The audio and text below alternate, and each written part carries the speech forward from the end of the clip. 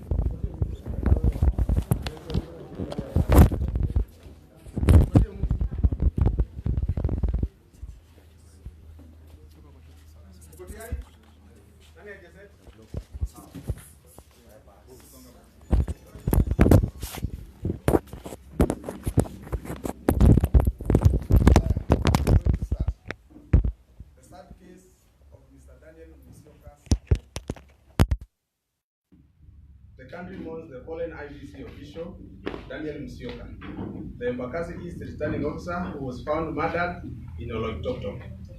I want to send my deepest condolence to Mr. Musyoka family. May God cover you with His grace and love. There are two truths you need to accept. One, Daniel Musyoka did not have to die.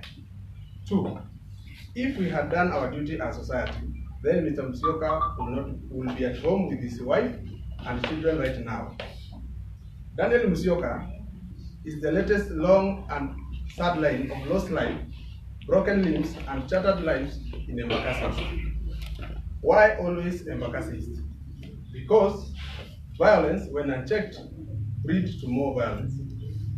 Before Mr. Musyoka, Mr. Stephen Mukabana was shot dead in 2016 for aspiring to become a member of parliament. After that, Joshua Obiende was poisoned and survived after immense suffering and pain, also after aspiring to be a leader. To date, he still suffers from the effect of poison. Babu Owino, personal assistant, Juma Okusimba, died mysteriously, leaving behind a young family. In the same Embakasi East, the motorcade of now President-elect, His Excellency William Ruto, was torn twice. The vehicle of ANC party leader Musalia Mudavadi had its windscreen shattered. In the same chaotic environment, a woman was stabbed, and I was personally injured after a hired hooligan made an attempt to my life. There is more. Michael Gitonga, a candidate for MCA Utawala Ward, died under mysterious circumstances that has been termed as an accident.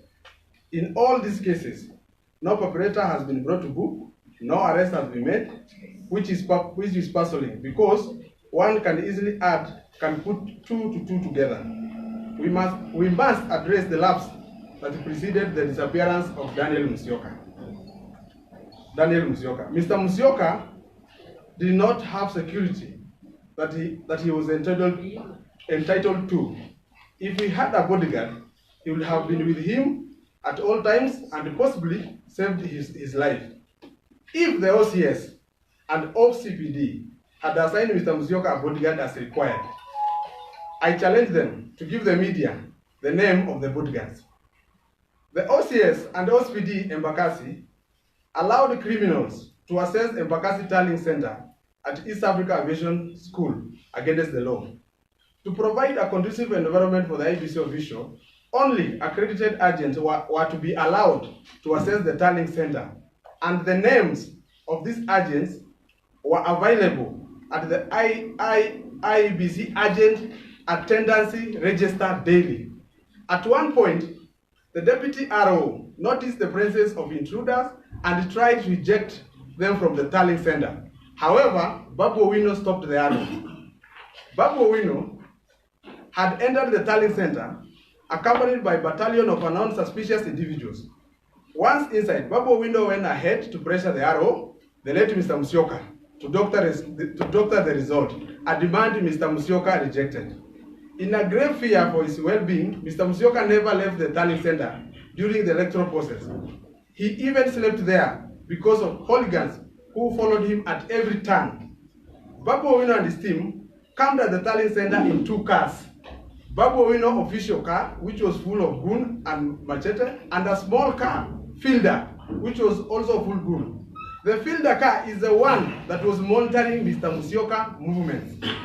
At the fateful day, Mr. Musyoka arrived at Iebc tallying center as usual. At around 9 a.m., 9:30 a.m., Mr. Musyoka noticed something unusual and asked to take a short break to make a call. That was the last time he was seen leaving the tallying center. What did Mr. Musyoka see at the tallying center that made him to excuse himself to make a call? There is sufficient reason to believe there is a connection between his murder and the illegal access to the tallying center. I do believe the Musyoka family can get justice. When hooliganism move from reckless to abuse or to shooting and murdering people without second thought, we lose our bearing as society.